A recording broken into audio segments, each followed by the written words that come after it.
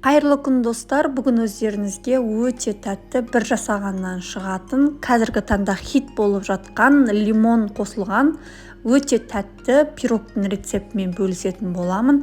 Достар, арнама тіркелмеген болсаңыз, подписаться батырмасын басуды ұмытпаңыздар. Алдағы уақытта тағы да осындай мастер-класстарды ақылы, тегін рецепттермен бөлісетін боламын. Пирогымыздың жасалу жолына кіріссек, алдымен бір жұмыртқамызды жарамыз, оның үстінен қантымызды саламыз, дүкеннің қаймағын, бөлме температурасындағы сары майды барлығын жақсылап араластырамыз. Бізде осылай жақсылап араласуы керек. Алдын ала илегіштен өткізілген ұнымыздың үстінен қамыр қопсытқышымызды саламыз және ұнымыздың арасына араластырып жіберіп, жұмсақ, қолға аздап жабысып тұратын қамыр илейміз. Кейбір ұндар тығыз болуы мүмкін, сондықтан берілген ұн көп болуы мүмкін, болмаса аз болуы мүмкін. Ол жағын өздеріңіз мөлшермен салуға тырысыңыздар. Осылай салфан қалтасына салып, илеген қамырымды тоңазытқышқа жарты сағатқа қоямыз.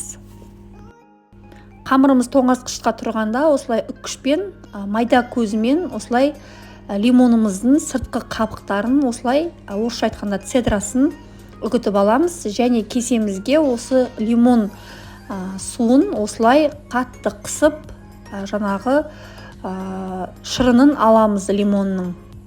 Мына сүйектерін алып тастаймыз ортасындағы және енді ыдысымызға сол лимон суымызды, лимон жаңағы осылай сыртын, цедрасын саламыз және оның үстінен қойытылған сүт, яғни сгущенкамызды саламыз және оның үстінен тағы жұмыртқамызды саламыз. Барлығын біркелкі болғанша жақсылап араластырамыз. Жақсы сгущенка қолдануға тырысыңыздар достар, сонда сіздердің пирогтарыңыз өте керемет болып шығады. Көріп тұрғандарыңызда осылай біркелкі болуы керек. Мұнда қамырымды мұздатқыштан алып, осылай үлкен және кішірек бөлікке бөліп алдым және ұнның көмегімен осылай қамырды жаямыз. Осы кезде пешімізді қыздырамыз және формамызға осылай қалаған формаға қолдансаңыздар болады. Менде мұнда кольцоға фольганы орап жасадым және қамырымызды осылай орналастырамыз, бортик жасаймыз және шанышқымен осылай тескілейміз.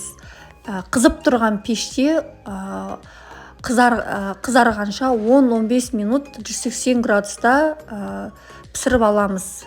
Толықтай пісу міндетті емес, сәл қызарса болды. Мұнда менде 10 минуттай тұрды және 2-3 минуттай суытып аламыз. Суыған коржымыздың үстінен осылай жаңағы салмамызды саламыз. Қызып тұрған пеште енді 30-35 минуттай қатты қызарғанша пісіріп аламыз. Көріп тұрғандарыңыздай менде осылай 30-35 минутта пісті. Піскен пирогымызды сразу формадан шешуге болмайды.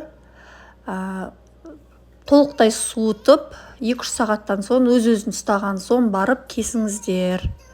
Осымен біздің пирогымыз дайын. Достар, еңбегімді бағалап, лайк басып, жаңағы егер жасап жатсаңыздар, осы пирогты пікіріңізбен бөлісе кетіңіздер. Жарай ма, мен барлығын оқитын боламын және жауап беремін. Сіздермен болған дәмді ас.